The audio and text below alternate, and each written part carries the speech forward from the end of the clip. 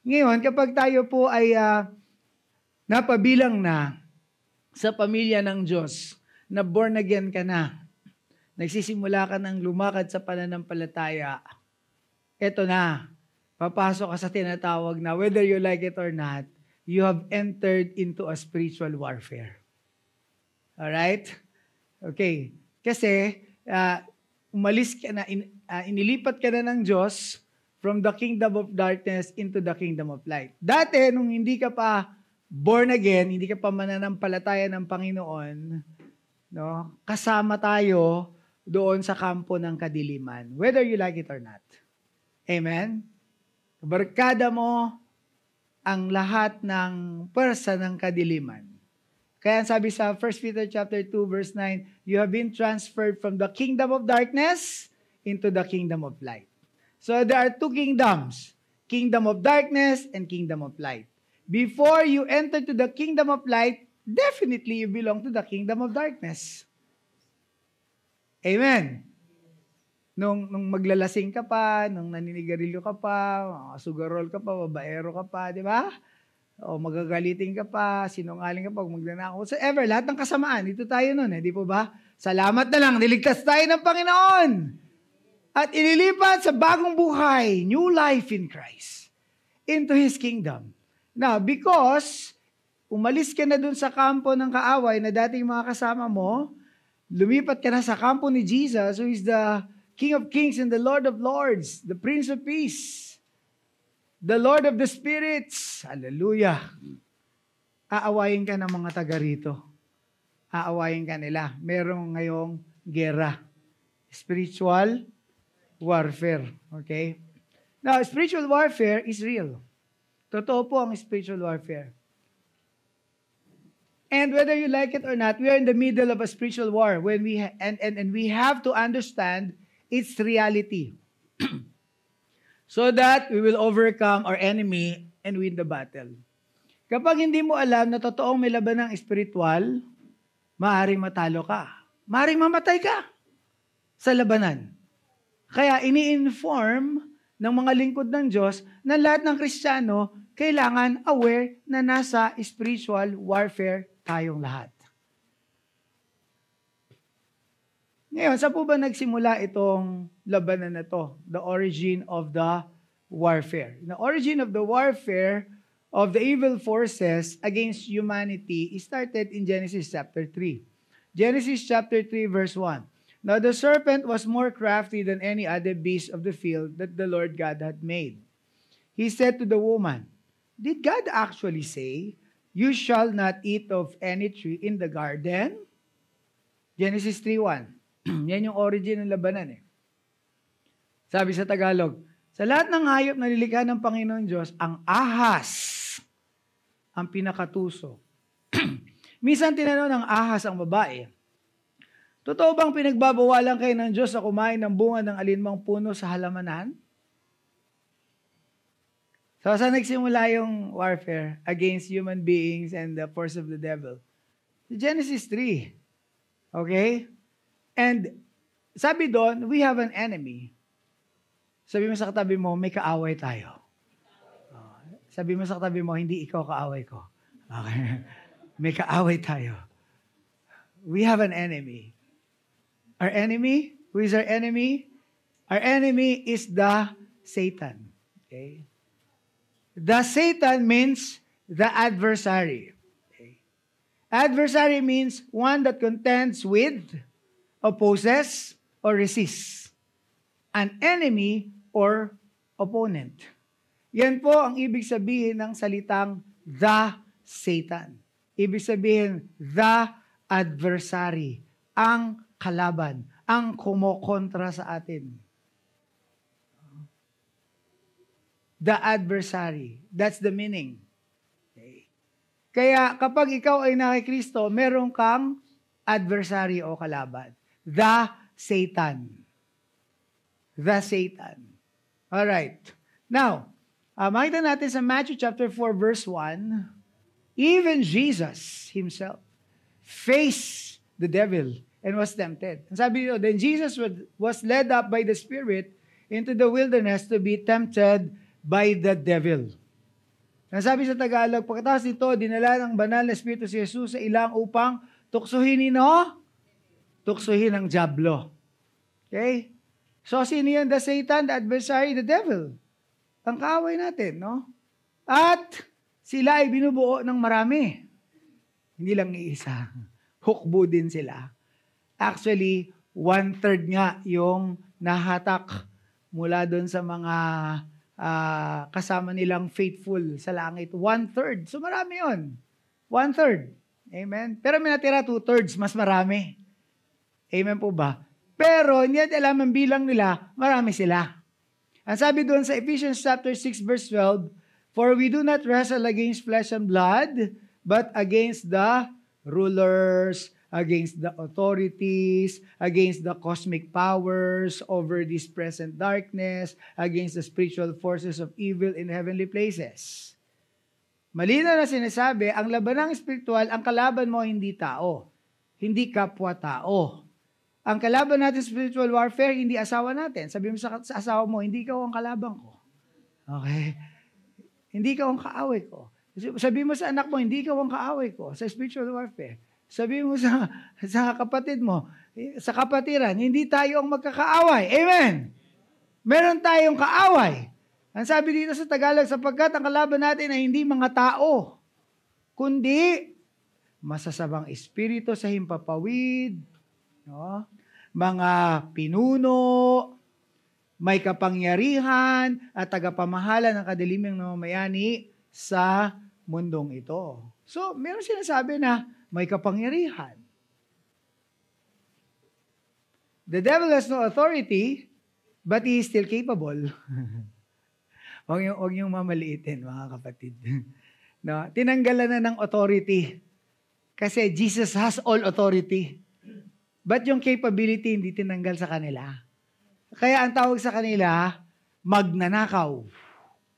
Tulisan. The thief cometh not, they are robbers. Di ba ang mga robbers o mga hold-upper sa pag pumasok sa bangko, wala silang authority mag-withdraw, tama ba? Wala silang bank account dun eh. Wala silang authority na mag-withdraw. Pero capable silang kumuha. Bakit? May baril eh. Wala akong ano dito. Wala akong authority pero meron akong shotgun. Ganun ang magnanakaw. Ganun ang robber. Do you understand yung illustration natin? Amen. Kaya, kailangan maging maingat tayo, maging matalino. No? Kasi, from the beginning of time and from the beginning of Jesus' own ministry, the Bible clearly teaches that human beings are involved in a spiritual battle. Ang Biblia mismo ang nagsasabi, simula pa lang ang tao ay kasama na o na-involved na sa spiritual battle. Even the Lord Jesus Christ Himself. So, the first human beings na enkwentro yan. So, si Adam and Eve. Doon sa Garden of Eden, sa labanan. Nung dumating ang Panginoong Jesucristo sa Matthew chapter 4, na-enkwentro niya. Wala na si Adam and Eve, wala na si Lord Jesus ngayon dito sa earth. Sino na ngayon ang kinakalaban nitong mga demonyo? Sabi mo sa katabi mo, tayo ngayon. Dahil tayo ay bahagi na ng pamilya ng Diyos. And this is real. Okay? So, those, far from excluding you from spiritual battles, faith puts you right in the middle of them. Those who fail to realize and plan for this put themselves in jeopardy. Kapag hindi mo na intindihan at hindi mo na paghanda ng spiritual warfare, maaaring mamatay ka. Maaaring mapahama ka. At marami nang napahamak dahil hindi na iintindihan ang protocols of spiritual warfare. That's why it's our responsibility as servants of the Lord to inform the Christians and the believers para maging maingat tayo at the same time maging mapagtagumpay sa labanan. Glory to Jesus. The question is, how do we overcome our spiritual enemy? Paano ba natin mapapagtagumpayan ang ating kalabang spiritual na to? Spiritual warfare requires preparation. Everybody say, spiritual warfare requires preparation. Kailangan, kapag sasaba ka sa spiritual na labanan, marunong kang maghanda. Maghanda. Sino dito ang na-involved sa sports? Any kind of sports. Basketball, volleyball, badminton, boxing. Oh, kickboxing, whatsoever. Di ba? Kapag lalaban, kailangan may paghanda. Hindi pa pwedeng hasaba ka agad dun sa totoong game na walang ensayo. Di ba? May practice, no? May calisthenics, physical preparation. Ganon din sa spiritual warfare. Spiritual warfare requires preparation. Ang preparation is prayer, unwavering faith, and knowledge of biblical truth to defeat our enemy. Prayer, unwavering faith, knowledge of biblical truth. Bigyan natin. Ano yung tatlong bagay na dapat gawin para manalo? Number 1, prayer. Number 2, unwavering faith. And number 3, knowledge of biblical truth. This is very basic. Ang sabi sa Ephesians chapter 6 verse 11, put on the whole armor of God so that you may be able to stand against the schemes of the devil. Sabi sa Tagalog, gamitin niyo ang lahat ng kagamitang pandigma. Ibig sabihin, meron binigay sa atin ng Diyos ng kagamitang pandigma. Kasi hindi ka naman ilalagay ng Diyos sa gitna ng labanan na wala kang pandigma. Kaya pinag-aaralan natin kung ano yung pandigma natin, yung weaponry natin. Ang sabi dito, gamitin niyo ang lahat ng kagamitang pandigma na ibinigay sa inyo ng Diyos para malabanan ninyo ang mga lalang ng dyablo. Lumaban. Sabi mo sa katabi mo, lalaban daw. O, hindi pwedeng duwag. Kailangan talaga. Kasi nga labanan. Di ba? Hindi pwedeng. Kasi we are. Kaya ang sabi dito, you must be alert at all times for the sneak attacks of the devil. Everybody say, alert! Nasa Tagalog yung alert? Alisto. Alisto, mapagbantay. So sa spiritual warfare, hindi pwedeng tulala ka. Hindi pwedeng lutang ang isip mo. Hindi pwedeng shushu. Bakit po? Kasi kapag ganon, tatamaan ka. Kaya kailangan maging alisto. Ang sabi nga, do not give opportunity. Do not give place. Do not give an inch to the devil. And we must know the schemes of the enemy. We must know their activities. We must know the entry points. We must know their music. We must know their costumes. We must know their actors. We must know their music, their movies. We must know their toys. Kasi baka mamaya, no? Dahil sa ignorance mo, ang dami mo pala sa bahay mo na mga dragon-dragon, meron kang mga, ang tawag din lang, unicorn horn, meron kang mga vampire doon sa laruan ng mga anak mo, merong mga Smurfs doon sa bahay ninyo, no? Merong mga CD ng horror, nanonood ka pa pala ng horror, no? Shake, rattle, and roll, whatsoever, 'di ba? Hindi mo alam yan, ang mga movies ng demonyo, at kapag yan ay pinapanood mo, gustong-gusto mo yan, Kristiyano ka na, pumapasok sila. Because your eyes are the gateway, your ears are the gateway. Kapag natulog ka, binabangungot ka, andun na lahat ng demonyo sa loob ng panaginip mo, sa loob ng kwarto mo, dahil lang sa pinanood mong horror movie. So we must not involve ourselves to the works of darkness, but rather expose them. Kasi, ano yun life and death yun Amen ba? Meron nagpa-pray sa akin, 3 araw na daw yung bata ay matulog, ay kumain. Kaya ayaw matulog ng bata kasi natatakot matulog. Kasi kada matutulog siya, mananaginip siya na hinahabol siya nung pocket monster sa panaginip niya. Demons. Pokemon. No? So, hindi ko pa alam na Pokemon, yung by that time. No? Pinento lang sa akin, sa Palawan kami nun Sabi, Pastor, pakipray mo naman. Yung apo ko kasi ayaw matulog na, kasi nababahala na. Ayaw matulog, kumain. Fearful, kasi matutulog daw, binabangungot. I was praying and interceding, okay, sige, let's pray, ganyan. Nagkaroon ng relief muna. Tapos, nung makauwi na ako dito sa Manila, pinuntan ko sa bahay. Tapos punta ko sa bahay, pinagpe-pray ko na ng actual yung bata, kasama ko si Daniel lang Biglang pinakitaan ako ng Lord ng vision. Sabi na, nakakita ko ito malilit na mga demonyo doon sa loob ng bahay nila.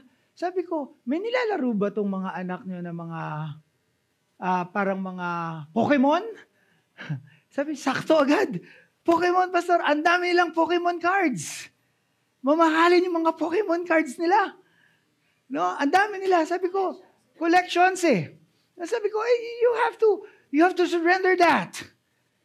Kasi yung pala napapanaginipan niya, dahil sobra sila doon sa, nag-sink in sa kanila yon. Pag natutulog, alam niyo yung Blue Master sa Pokemon, yun yung umahabol sa kanya.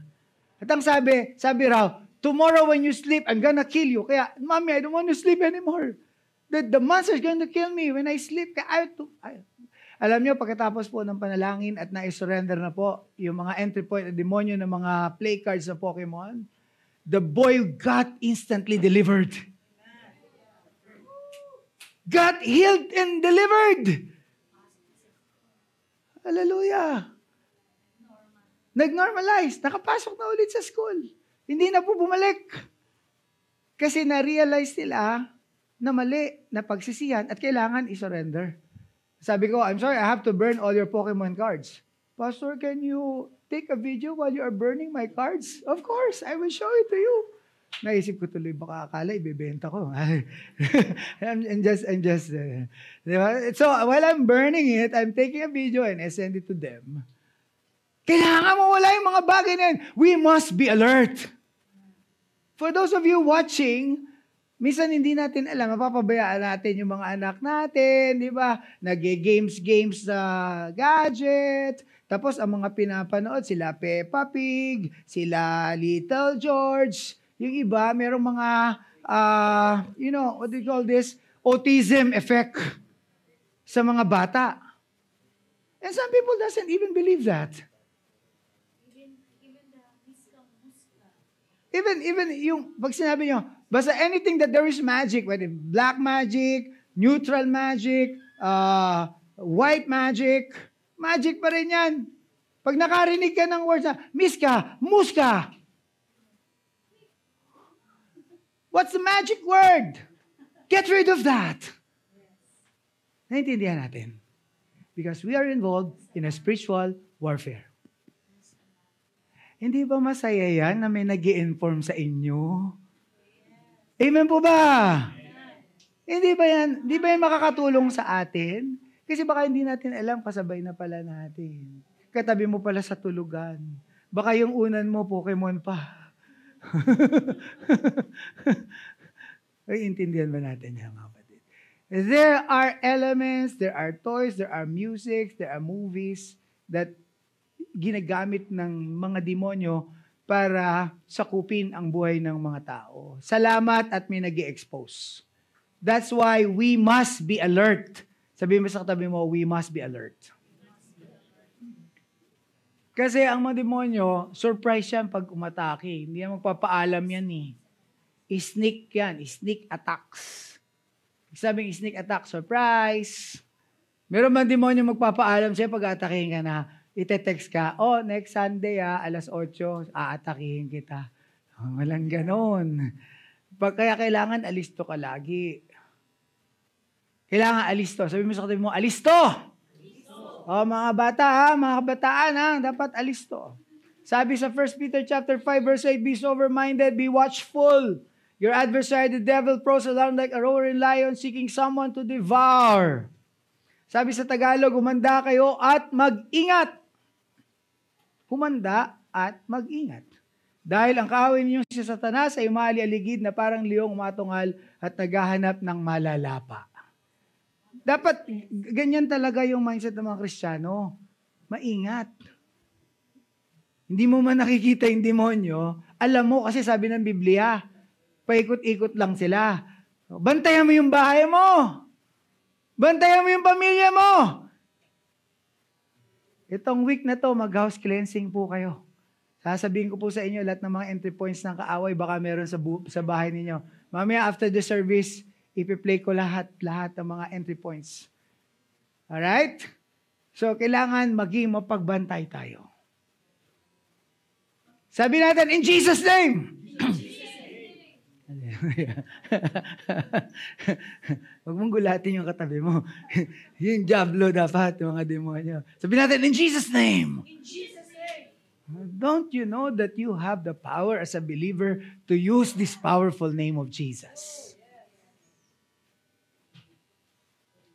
Lahat po ng mga demonyo na na-encounter namin sa deliverance, sumuko at lumayas sa kapangyarihan ng pangalan ng Panginoong Jesucristo. There's no other name given under heaven that man can be saved. Only the name of Jesus. No other name, no other name, no other name but Jesus. Pwedeng Jesus. Pwedeng Jesucristo. Kung medyo, messianic, Yeshua. Pero I tell you, the devil knows your meaning. Yung iba nagiging legalistic. Hindi raw yan ang pangalan ng Lord. Ilang beses kong ginamit yung pangalan ni Yesu Cristo, lumayas ng demonyo eh. Hindi raw, Yeshua daw. Ano. Mga kapatid, I love all of you, but don't be legalistic. The spiritual realms know the God who lives in you. I love all of you. I'm just correcting some people, right? Amen. I'm just correcting myself kasi that's an experience. Diba? Tagalog. Diba? Jesus. Sa pangalan ng Panginoong Jesus, lumayas ka. Lumalayas eh. Ang mahirap doon, ginagamit mo yung pangalan, wala kang relasyon sa Kanya. Katulad sa Acts chapter 19, yung 7 anak ng Jewish high priest na si Exeba or si Siva. Sabi nila doon sa mga demon na nadidemon possessed, I adjure you in the name of Jesus whom Paul preaches. Ang sabi ng mga demonyo, kilala namin si Jesus, kilala namin si Paul, pero kayo, sino kayo? You don't have the right to use that name because you don't have relationship with that person. But if you have relationship with the person, Jesus, you can use His name and the devil will flee. Everybody say amen. Amen. Sabi natin in Jesus' name. Jesus' name. Kaya don't use that name in vain. Amen? That name is so holy. And don't use in Jesus' name, kasi that's the third commandment. Thou shalt not use the name of the Lord your God in vain. Don't use in Jesus' name kapag nagugulat ka lang. O gagawin mo expression. Diba? No? Huwag po. Igalang po natin yan. Iwasan po natin na gamitin ang in Jesus' name. Amen po ba? Sa walang kapararakan. Kasi ginagamit yan sa warfare. Now, when you resist the devil in the name and the power of Jesus, he will flee from you. At the name of Jesus, the Satan has no power. Hallelujah. James chapter 4 verse 7. Basahin po natin. 1, 2, ready, go. Nasa kaliwa mo na. Submit yourselves therefore to God. Resist the devil and he will flee from you. Okay, nasa kanan. Basahin natin. Kaya magpasakop kayo sa Diyos. Labanan niyo ang diablo at lalayo ito sa inyo. Anong dapat gawin ng mga tao? Submit yourself to God. First, submit yourself to God first. Before you resist the devil. Kasi kung ang buhay mo hindi nakapasakop sa Diyos, hindi submitted sa Diyos, hindi lumalakad sa katwiran, sa buhay na gusto ng Diyos, na lakaran ng mga anak niya, pag hinarap mo ang diablo, aakusahan ka lang. Pinalalayas mo espiritu ng pagnanakaw, ikaw mismo nagnanakaw. Pinalayas mo yung espiritu ng takot, ikaw mismo duwag. Ganon, di ba? So, magpasubmit ka muna sa Panginoon bago mo harapin ang kaaway. Submit yourself to God. Then, resist the devil. Sa Tagalog, magpasakop kayo sa Diyos. Pagkatapos, saka kayo sumabak sa labanan. Kaya, kailangan muna ng relasyon. Relasyon, kilalanin ng Diyos, kilalanin ang panuntunan niya, alamin ang kanyang mga salita, isuko ang ating buhay sa Kanya, and then resist the devil, and he will flee from you. An example ko po dito, yung Acts chapter 19, beginning verse 13 to 16. Take note of that. Yan po yung kunento ko sa inyo kanina, yung istorya doon sa mga anak ni Siba. No? 7 sons of Siba. Okay? Kaya we have to submit ourselves to God, then resist the devil. Ngayon po, isa po sa talagang makapangyarihan na weapon, offensive weapon, is called the Word of God. Everybody say the Word of God. So use the Word of God against the enemy. Gamitin natin ang salita ng Diyos laban sa mga demonyo. Okay? Because the Word of God is the sword of the Spirit. Yan yung espada ng Espiritu. No? Sabi doon sa Matthew chapter 4 verse 4, when Jesus was being tempted by the devil, sabi kasi ng demonyo kay Jesus, kung ikaw talaga ang anak ng Diyos, gawin mo ngang tinapay ang mga bato na ito. Nilalagyan ng confusion ng demonyo si Jesus. Pero take note of this, ha? Take note of this. Okay, sabi ni Jesus, it is written, man shall not live by bread alone, but by every word that comes from the mouth of God. He took it from the word of God in the book of Deuteronomy. Ang ipinanglaban niya, dun sa panlilinlang ng dyablo, it is written, nasusulat. Salita ng Diyos. Hindi experience. Hindi niya sinabi dun sa dyablo, dyablo, wala ka ba? Kasi sinasabi mo, kung ikaw ang anak ng Diyos. Hindi sinabi ni Jesus, anak ako ng Diyos. Wala ka ba nang binautismohan ako ni Juan doon sa Jordan River? Hindi mo ba narinig yung tinig ng Diyos Ama na nagsasabi na, this is my beloved Son in whom I am well pleased? Wala ka ba nung event na yon? So Jesus did not use the event or his experience against the devil. He uses what? The Word. Kaya hindi nyo pwedeng sabihin sa dyablo, hindi mo ba nakita nung in-anoint ako ni pastor? Hindi mo ba nakita na nag-anointing of oil?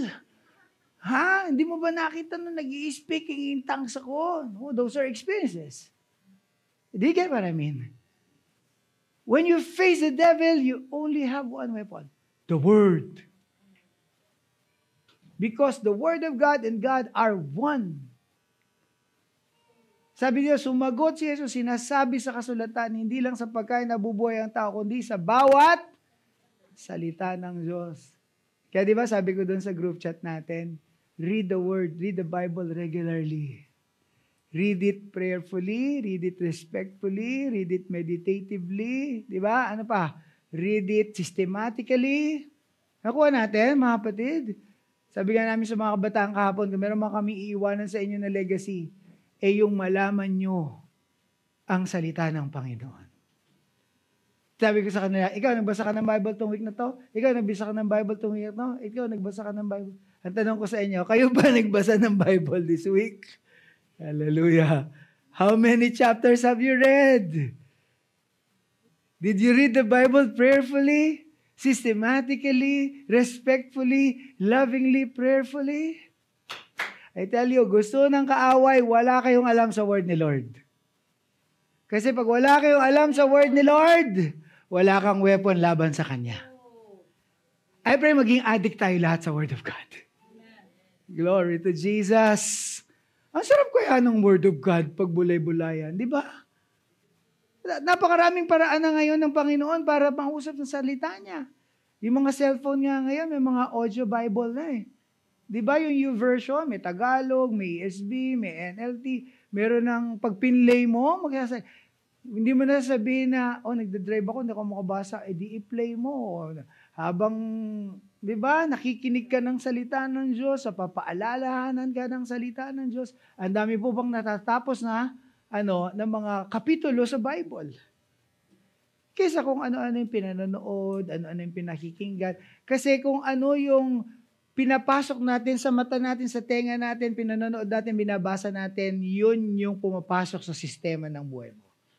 Subukan mo manood ng mga reels, ng mga artista, ng mga lumang pelikula, no, ng mga Korean, no? Pag nagsoking ka,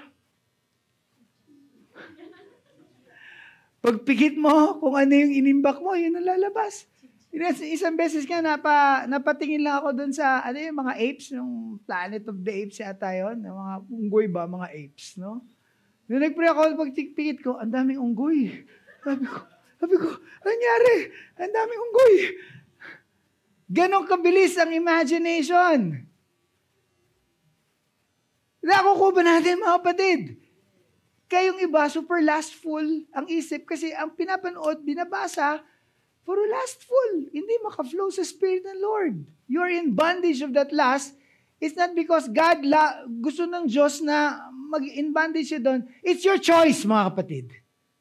It's our choice. You have a choice and you have to decide. Kung anong panonoorin, kung anong babasahin. Kaya inihimo ko kayong lahat, mga kapatid, ang prayer ko, lahat sana tayo maging super love natin ang word ni Lord. O kahit sa TV, di ba? Gusto mo movie? The Chosen, ang ganda. Hallelujah. It's about the disciples of the Lord. Anointed din. Superbook. 3D animated na ngayon. Di ba yung mga binabasa mo na sa Bible, napapanood mo? Tama ba? Hallelujah. If you cannot read, edi watch. Sa YouTube, kesa kung ano-anong YouTube, play mo sa TV, YouTube. Oh. The Book of Job, Superbook. The Story of Ruth, Superbook. Diba? Story of Jonah, Superbook. Hindi lang pambata yan, mga kapatid. Ang daming lesson na revelation ni Lord sa iyo dyan. At saka nasasanctify yung isip mo. Hindi ka nagiging magagalitin, hindi ka nagiging matampuhin, hindi ka nagiging selfish, kasi napupuno ng salita ng Diyos yung sistema ng buhay natin. At nagiging matagumpay tayo. Amen ba? Is God giving us an instruction right now? This is an instruction of the Lord for every believer.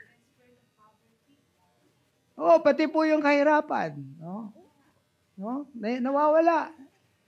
Nagkakaroon ka kasi ng pananampalataya eh. Nag-increase yung faith mo sa salita ng Diyos. Oh. Sabi mo sa katabi mo, God will provide. Oh, nakita niyo yung binultiply ni Lord yung 2 fish and 5 loaves? Nakita niyo yung He turned the water into wine? Nakita niyo yung mga miracles ni Lord? Sa Bible mo lang yun makukuha. Kaya I tell you, this week, assignment natin lahat. Read the Bible. Read the Bible no matter what. Now, there are 3 powerful tools in spiritual warfare that I just want to leave to you today. Number 1, prayer. Everybody say prayer. Number 2, unwavering faith. Everybody say unwavering faith. And number 3, knowledge of biblical truth. Everybody say knowledge of biblical truth. Hallelujah. Number 1 is prayer. Prayer is the greatest weapon God has given a believer. Para sa akin, pinakamabisa na panlaban na binigay ng Diyos sa mga mananampalataya ay ang kakayanang manalangin. I am done. Prayer is the one activity that connects us to the Almighty God. Do you know that? Pag hindi ka nag-pray, hindi ka makukonect sa Panginoon. Prayer is actually joining forces with the Almighty God. Kapag nananalangin ka, yung kapangyarihan ng Diyos, nagjo-join ka doon sa forces, the power of the Lord. And number 3, sabi sa James chapter 5 verse 16, letter B, the effective prayer of a righteous man has great power. Do you know that your prayer has great power? Are you learning something here? Are you in a hurry? It's still too early. 4:00 pa uwian natin. Hallelujah. The effective prayer of a righteous person has great power. I want to preach as if it is my last. Hallelujah. The effective prayer of a righteous person has great power. James 5:16, letter B. Kaya a prayerless Christian is a powerless Christian. But a prayerful Christian is a powerful Christian. Kapag nananalangin ka, huwag magmamadali, huwag mo orasan si Lord. Lord, pag soaking ko, 30 minutes lang, marami pa akong gagawin. Magluluto pa ako, Lord. No? Mag-reply pa ako sa email. May assignment pa ako. Huwag po. Hallelujah. Nakakahiya sa Diyos na nagbigay sa iyo ng lakas, ng trabaho, ng pagkain, ng bahay, ng lahat-lahat. Inoorasan mo siya. Pag malungkot pa doon, hindi mo siya binibigyan ng oras. Hindi ka nananalangin. Hindi ka nakikipagniig, hindi ka nagbibigay ng oras sa Diyos. Lagi ka na lang busy, busy, busy. Papasok, papasok. Tapos pag ano nangyayari sa buhay? Talunan! Tatawag sa Lord, pagbagsak na, bagsak na. Buti kay Lord na tumatawag. Tatawag sa pastor, tatawag sa intercessor. Ano nangyari? In-remind ka naman ni Lord, binigyan ka naman ng pagkakataon, binigyan ka ng weaponry, hindi mo lang ginamit. That's why the Lord is teaching us and encouraging us, use the weapon. Sino dito walang oras para sa Panginoon? Para manalangin. Okay, magtataas na kamay, palalabasin ko kayo dito sa church. Okay. Kasi lahat po tayo, the same amount of time ang binigay ng Diyos sa atin sa isang araw. 24 hours equal. Ilang oras ka matulog? 8 oras. Ilang oras sa opisina? 8 oras. Ano gagawin mo sa another 8 hours?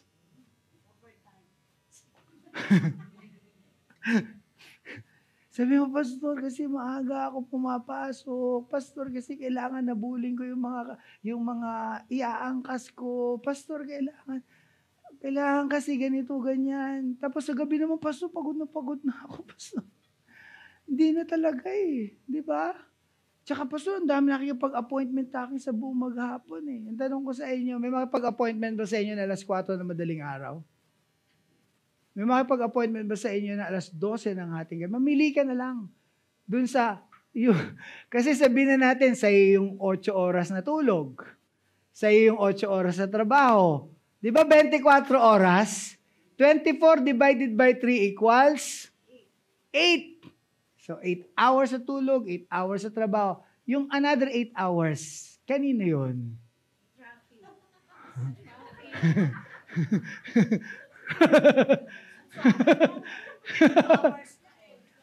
Ayun na sinasabi ko, dahilan Kapag para sa Panginoon, ipa-prioritize natin. Amen? Prioritize your priority. Seek ye first the kingdom of God. No, ikaw mismo ang yung magbigay, ipaglaban mo yung oras mo para sa Panginoon. Ipaglaban mo yung oras mo para sa Panginoon.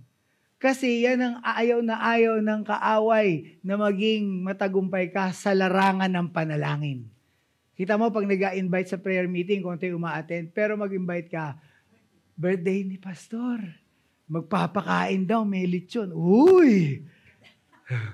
Pero mag-announce ka, may prayer meeting. Prayer meeting? Diba? Hindi nila alam, nandun sa panalangin ang susi ng tagumpay ng isang matagumpay na Kristiyano. Because the effective prayer of a righteous person has great power. Mapalad yung mga nag-commit sa 24 hours prayer natin from Friday to Saturday. Mapalad po kayo. Binibigyan niyo ng Panginoon 3 hours every week doon sa house of prayer natin. No, it's your covenant, it's your commitment with God. It's your date with God. It should be a privilege, it should be an honor. Amen. Huwag puro sarili. Amen. Ang buhay natin hindi dapat nakasentro dun sa sarili natin. Ang sabi sa Colossians chapter 1, He is before all things, and in Him all things were created, for by Him and for Him and through Him are all things. He must be the center of everything. Jesus Christ, Colossians chapter 1, verse 15. It's not me, it's Jesus should be the center. And it's a responsibility to come to Him, to give Him time, to talk to Him. Actually, parang nga sa atin yun, hindi nga para sa Kanya yun. Tayo nga yung pinalalakas tayo nga yung pinagtatagumpay ng Panginoon Kasi siya matagumpay na Amen? Gusto niya maging matagumpay ka, kaya gusto niya lumapit ka sa Kanya para manalangin. Kasi siya matagumpay na. Tayo, mananagumpay pa lang. At nandito tayo nakikipaglaban, kaya kailangan natin na manalangin. Because the example of Jesus has given us, the Lord Jesus Himself, on His earthly ministry, drew strength from God through prayer. Siya mismo, nung nagkatawang tao, Kumuha siya ng lakas sa Ama sa pamamagitan ng panalangin. Sa mababasa, Mark chapter 1 verse 35, "And rising very early in the morning while it was still dark, he departed and went to a desolate place. And there he prayed." Jesus prayed. Sa Tagalog, sabi doon, Marcos 1:35, kinabukasan ng madaling araw, bumangon si Jesus at pumunta sa ilang upang manalangin. Is Jesus your role model in your life? Sabi dito, kinabukasan ng madaling araw, bumangon si Jesus at pumunta sa ilang upang manalangin. Sabi mo sa katabi mo, madaling araw daw. Ibig sabihin, first thing in the morning. Amen. Hallelujah. Upang manalangin. At hindi siya bababa doon sa syudad at magmiministeri sa mga tao, not unless unahin niya muna na kumuha ng lakas sa Diyos sa pamamagitan ng panalangin. Sabi doon sa kay Dr. Cho sa Korea, "Why do you pray in tongues so long? Hurabakata, sometimes 2 hours, 6 hours, 8 hours a day, shikararabababakan." Sabi niya ganyan, "If I will not do that every day intentionally, I don't know what to do with these millions of congregation that God has entrusted me." Hundreds of thousands attend His service every Sunday in South Korea. You know, wala siyang, ang revelation ng Lord sa kanya, dawn prayer. Every morning, pray, pray, pray, pray. I admire those prayerful people. Pag nakita ka nila, aantok-antok sa Korea, antok-antok ka, pray ka, gaganunin ka nila. Pray, pray, pray. Kaya yung mga prayer mountain doon, butas na. Kagaganunin. Pag mas malalim yung butas ng prayer mountain, matindi intercessor doon. Sa alashuyo! Matindi. Pag nagpatawag ng prayer meeting, hundreds of thousands, hindi kaya sa building. Bundok. Hallelujah. That's the power of prayer. I pray magkaroon tayo ng impartation manalangin. Mga kapatid, si Jesus ang role model natin. Very prayerful. Amen. And I enjoy praying. I enjoy spending hours and hours spending time with the Lord in prayer because that's the greatest weapon God has given a believer. Number 2, unwavering faith. Unwavering faith. This is a free conference, mga kapatid. Okay? This is not a Sunday service. Okay? Number 2, unwavering faith. Unwavering faith. Sabi sa Mark 9:23, and Jesus said to him, if you can, all things are possible for one who believes. Kasi may dinala sa kanya mute na bata. Tapos nilalagay ng diablo sa apoy, nilalagay ng diablo sa tubig. Dinala sa mga disipulo, hindi mapalayas sa mga disipulo. Dinala sa Panginoon. Sabi ng magulang sa Panginoon, kung may magagawa po kayo. Sabi ni Lord, bakit mo sinabing kung may magagawa ako? Ang sabi ni Lord, ang lahat ng bagay ay magagawa ko sa taong sumasampalataya sa akin. Kaya para magtagumpay tayo laban sa kaaway, sa spiritual warfare, dapat meron kang unwavering faith. Meron kang pananampalataya na hindi natitinag. Hallelujah! Kasi yan po ang target ng kaaway sa atin. I-destroy ang faith natin. Kapag nawala na yung faith mo sa Lord, nang hinaan ka na ng loob, mawawala ka sa Panginoon, magsasaya ang demonyo. Kaya kailangan, meron kang unwavering faith.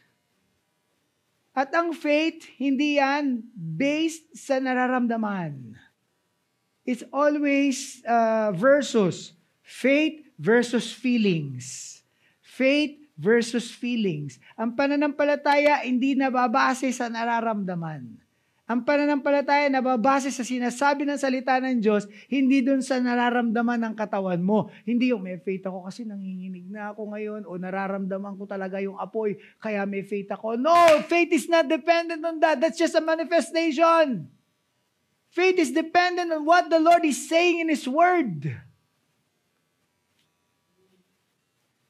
Hindi pa ako magaling kasi hindi pa talaga natatanggal yung lagnat eh. Sabi ng Panginoon, manampalataya ka. Amen po ba? Huwag mong i-magnify yung nararamdaman mo. Panampalatayanan mo yung sinasabi ng Diyos sa'yo. Nung isang linggo, bago tayo mag-anniversary, nagpipreach ako dito with a microphone. I did not magnify the feelings that I have, but I am totally and obviously hindi because I don't want to magnify what I feel.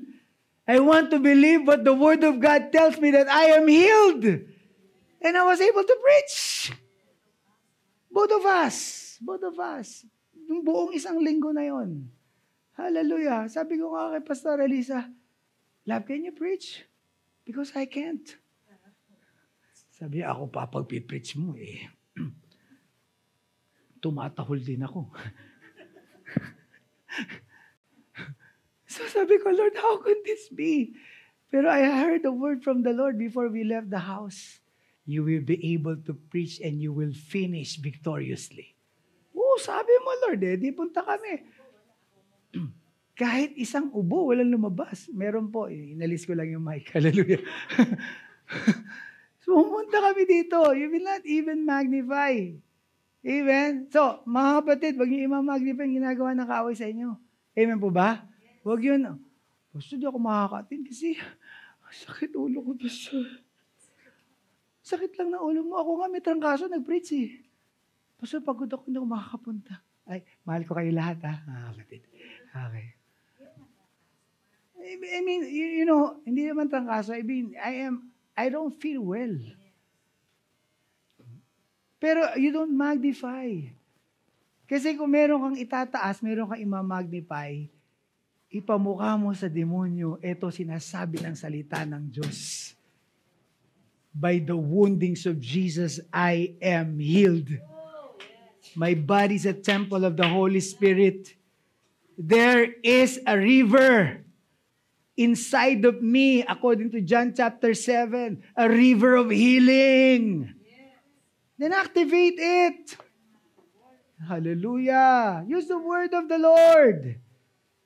So, meron ka unwavering faith. Pangatlo, you have a knowledge of biblical truth. Everybody say, knowledge of biblical truth. This is the last. Tapos na po tayo. John 8:31-32. So, Jesus said to the Jews who had believed Him, if you abide in my word, you are truly my disciples, and you will know the truth, and the truth will set you free. Sabi sa Tagalog, sinabi ni Jesus sa mga Hudyong sumampalataya sa Kanya, kung patuloy kayong susunod sa aral ko, totoo nga ang mga tagasunod ko kayo. Malalaman ninyo ang katotohanan. At ang katotohanan ang magpapalaya sa inyo. What is the truth? The Word of God is the truth. John chapter 17 verse 17 says, sanctify them in the truth. Your word is truth. Sa Tagalog, ibukod mo sila upang maging iyo sa pamamagitan ng katotohanan. Ang salita mo ay katotohanan. Kaya po, kailangan nating ng knowledge of the biblical truth. That's a powerful weapon of warfare. Ephesians chapter 6 verse 17, and take the helmet of salvation and the sword of the Spirit, which is the Word of God. Sabi sa Tagalog, isuot nyo bilang helmet ang tinanggap ninyong kaligtasan at gamitin nyo bilang espada ang salita ng Diyos na kaloob ng banal na Espiritu. So, balikan ko lang po, tatlong weapon that God has given us. Number 1, prayer. Number 2, faith, or unwavering faith. And number 3, the Word of God, or knowledge of the biblical truth. That God, nabigyan ba tayo ng weapon ni Lord ngayon? Now use it. Use it. Amen. Let's all arise. Let's all arise. So give us a right song, and then let God minister to us today. Hallelujah. I believe that the Lord will make each and every one of us strong in warfare. Amen. Huwag mo lang kaliligtaan. Manalangin, no?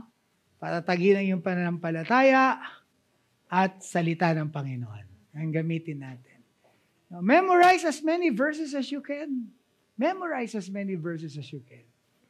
And then claim as many verses as you can.